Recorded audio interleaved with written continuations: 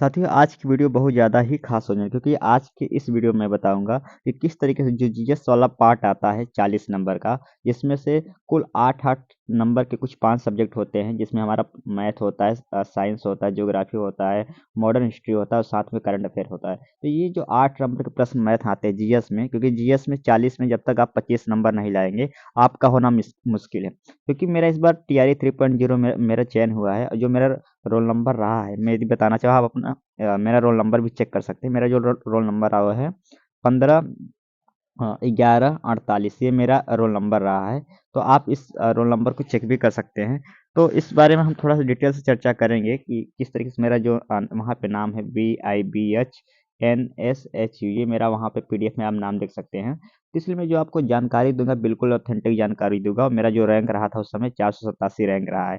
तो मैं बिल्कुल एक सही आपको जानकारी देने की कोशिश करूंगा किस तरीके से मैंने 8 में 8 जो है कम समय में मैथ, क्योंकि मैथ में समस्या इसी बात होती है कि क्या पढ़े क्या छोड़े, और मैथ में क्या डीपली होती है, क्या हमको जो है बस उसको एक बार देख लेना है, इसके बाद थोड़ा सा हमको जानना जरूरी, इसीलिए तभी जो है ये संभव हो पाएगा कि आपका 8 में और 8 मैथ है और बिल्कुल कम तैयारी में। तो इसी के बारे में हम एक एक क्वेश्चन को लेंगे जो टीआरई 3.0 में एग्जाम हुआ था, उसके मैथ में जो पार्ट 2 था, उसके मैं एक एक क्वेश्चन को लूंगा और बाकायदा आपको समझाता चलूंगा कि किस किस तरीके से क्या क्या स्ट्रेटेजी अपनानी चाहिए पढ़ते समय, जब भी हम खुद से मैथ वगैरह पढ़ें। तो इसी के बारे में हमारी आज पूरी चर्चा रहेगी। तो हम सीधा चलते हैं मैथ वाले क्वेश्चन पे ही, और देखते हैं कि क्या चीज़ें थी।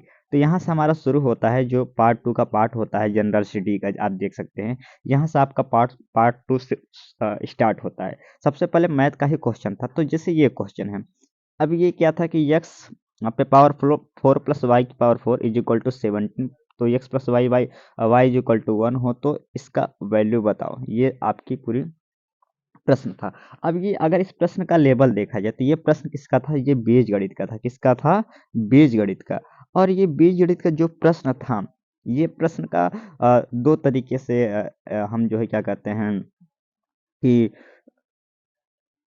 हाँ, इसको हम दो तरीके से क्या कहते हैं कि वो कर सकते हैं, हाँ, लगाने की हम कोशिश कर सकते हैं। एक तो हम क्या होता है वैल्यू पुटिंग के माध्यम से, और दूसरा मेथड जो होता है वो होता है आपका विद फार्मूले की हेल्प से। तो देखिए, ये क्वेश्चन में हमको ये नहीं करना है अभी। आज हम ये नहीं सीखेंगे किस तरीके से लगाया जाए, हम लोग सीखेंगे कि प्रश्न का नेचर कैसा होता है और किन किन बातों का हम ध्यान रखें। तो आप ध्यान समझ लीजिए कि जो प्रश्न का नेचर, आप मान सकते हैं कि ये जो प्रश्न का लेवल है, ये इसका लेवल जो है मॉडरेट लेवल, क्या है? मॉडरेट लेवल, बिल्कुल हार्ड नहीं है।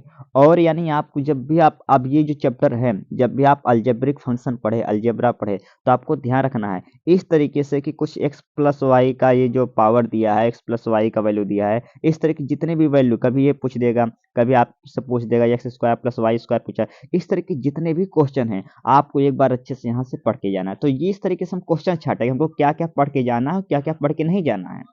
अब आपको करना क्या है, आपको जितने भी टीआरई चाहे 3.0 है, इसमें जो जीएस के पेपर, इसमें जो पेपर हुए थे कुल लगभग 60 पेपर हुए थे, तो सब में जीएस का पोर्शन था। तो इसमें से कम से कम अगर एक पेपर से हम देखें तो 848 480 प्रश्न आपको ये मिल जाते हैं, पहला चीज।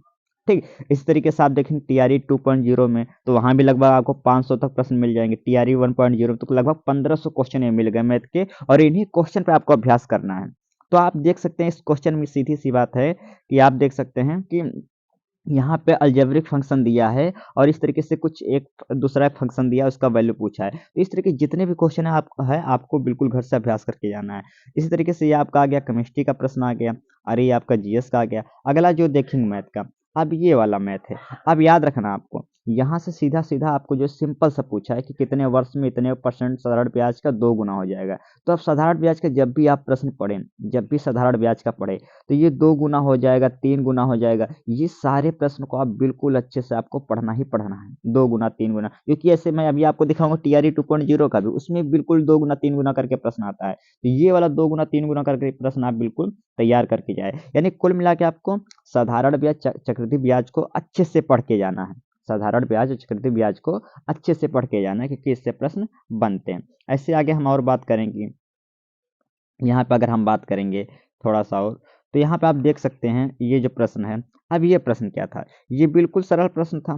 कि मैं ये जो है ब्रैकेट में 0.03125 की पावर जो -2/5 है, इसका मान क्या है।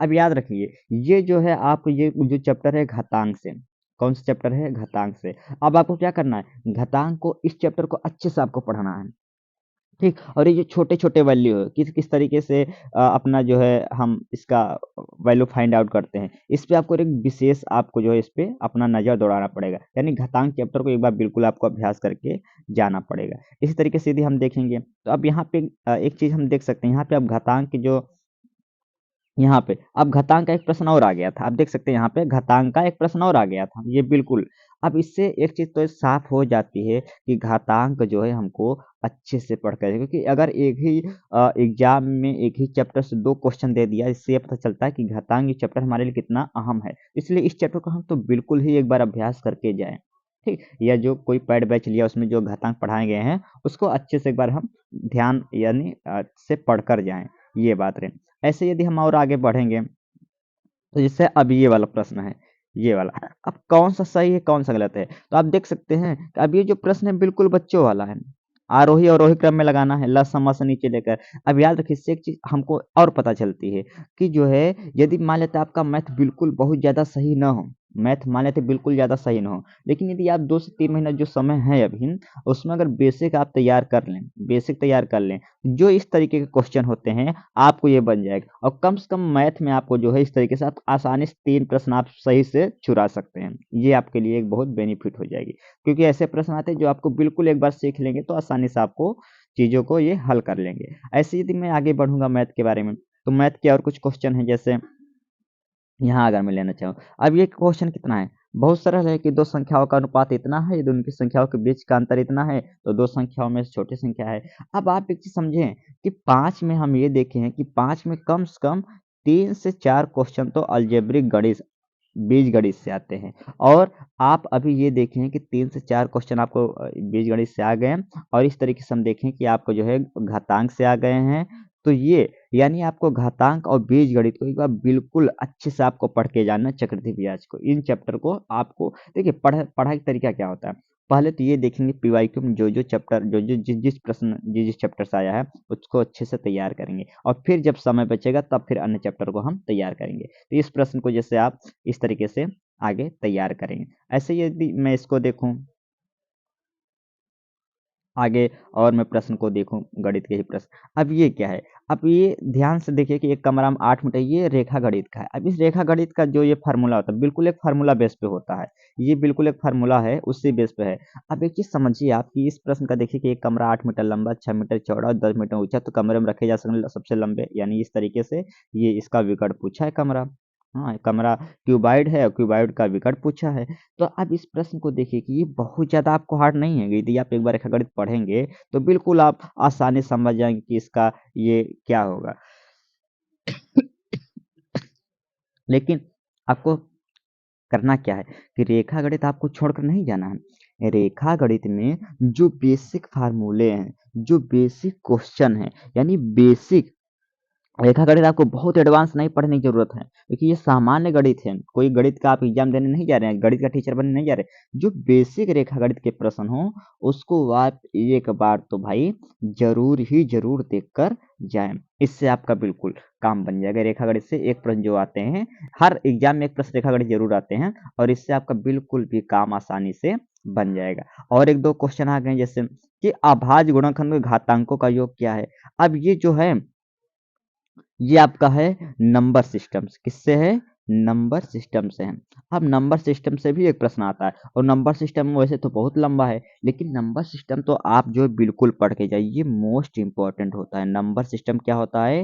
Most important. ऐसा क्यों इंपॉर्टेंट होता है? क्योंकि नंबर सिस्टम से कई क्राइटेरिया के प्रश्न बनते हैं, घातांक के बन रहे हैं। अभी जो हमने आपको बताया कि दो संख्याओं का योग इतना है, यदि उनकी बड़ी संख्या छोटी, तो ये घातांक में ही आते हैं, इसमें नंबर सिस्टम में ही आते हैं। इसलिए नंबर सिस्टम को आपको विशेष तैयारी करके जाना है। अब एक प्रश्न ये आ गया था, आप देख सकते हैं यहाँ पे आ गया कि 18वां पद क्या होगा यदि समांतर श्रेणी का। अब ये जो क्वेश्चन है ये क्लास 10th का क्वेश्चन है। कौन सा क्वेश्चन है? क्लास 10th का। तो क्लास 10th में सभी आपको चैप्टर नहीं पढ़ के जाना है। कुछ कुछ चैप्टर हैं जैसे कि आप ये समांतर श्रेणी है, जब आपके पास समय पूरी तरीके से सारी चीज़ें आप क्लियर कर ले और आपके पास समय बचता है तो इस तरीके से हाँ आप ये जो है कर लेंगे। तो अब अभी जो 8 प्रश्न माफ करिए, साथ ही सब्जेक्टिव स्टार्ट हो गया। अभी जो हमने 8 प्रश्न देखे हैं जो जीएस के, इन सभी बातों से एक चीज तो पता चल गई कि हमको जो है रेखा गणित भी पढ़ना है। और रेखा गणित में कैसे पढ़ना है, बेसिक चीजें आप पढ़ के जाएं, फार्मूले रट के जाएं, जो बेसिक अभ्यास का प्रश्न होंगे अभ्यास करके जाएं। दूसरा चीज आपको ये हो गया, क्या पढ़ के जाना है आपको, जो है जो क्या कहते हैं नंबर सिस्टम है, पढ़ के जाना अच्छे से। उसके बाद जो आपका जो घातांक प्रश्न होते हैं उसको अच्छे से, क्योंकि उसमें 2-3 प्रश्न आएंगे छोटे छोटे और बहुत अजीब तरीके से आएंगे जो आपको वहाँ पे कंफ्यूज कर सकते हैं। इसी तरीके से आपको साधारण ब्याज, चक्रवृद्धि ब्याज पढ़ के जाना है। ये सब चीजें साथ में अलजेब्रिक जितने भी फार्मूले हैं, क्योंकि उनसे अप्लीकेशन करके उनसे पूछ लेते हैं, तो बीजगणित आपको क्वेश्चन करके जाना है, फार्मूले याद करके अभ्यास करके जाना है। इस तरीके से आप जो है पीवाईक्यू जो भी हो उसका एनालिसिस करना है, जो जो चैप्टर इंपॉर्टेंट है उस चैप्टर को सबसे पहले तैयार करना है, उसके बाद जो अन्य चैप्टर बचे उसको फिर तैयार करना है। तो ये पूरा आज की स्ट्रेटेजी रही, और इसी तरीके से हम आगे और दूसरे पार्ट में जो अदर पीवाईक्यू है अन्य सब्जेक्ट के उसकी भी हम चर्चा करेंगे। तो आज की वीडियो यही रखते हैं। इस तरीके से आप चाहते हैं कि मैं और अगला वीडियो पीवाईक्यू एनालिसिस करूँ, किन कौन कौन चैप्टर ज़्यादा इंपॉर्टेंट है और किन किन चैप्टर में ज़्यादा फोकस करके जो है अपना एक अच्छा नंबर गेन किया था, तो आप इस वीडियो को सब्सक्राइब कर दीजिए, माफ़ करिए इस चैनल को सब्सक्राइब कर दीजिए, और कमेंट में अपना ज़रूर जो है एक बार अपनी राय दीजिए कि हाँ क्या है सर, इसका रिस्पॉन्स कैसा है और क्या क्या चीज़ इसमें और मैं सुधार करूँ, इस बारे में आप ज़रूर बताइए। तो सुनने के लिए आप सभी को धन्यवाद, और चैनल पर नए हो चैनल जरूर सब्सक्राइब कर दीजिए।